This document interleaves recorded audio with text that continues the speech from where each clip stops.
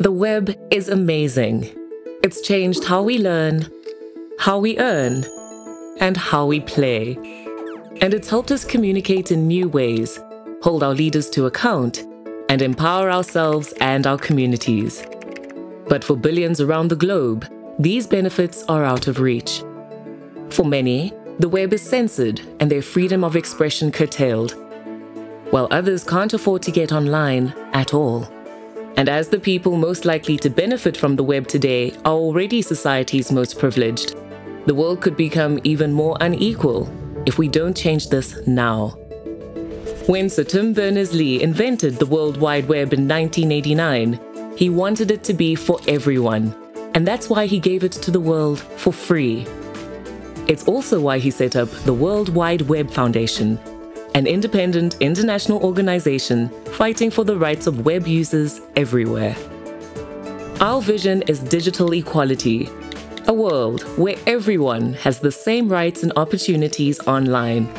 We drive change by influencing key policies affecting the web using various tools. Detailed, original research helps us to get to the heart of digital equality and come up with specific recommendations region by region. We forge coalitions for action, bringing together governments, businesses, civil society, and ordinary people to debate issues and find solutions together. And we keep up the pressure for policy change in the spaces that have real influence, whether in local government or the corridors of the UN. With this, we aim to build a world where everyone can affordably access an internet relevant to them, where we all have equal opportunities to benefits such as education and financial empowerment, can create and share content privately, securely, and free from censorship, and can access and use open government data to check that public resources are being used and distributed fairly.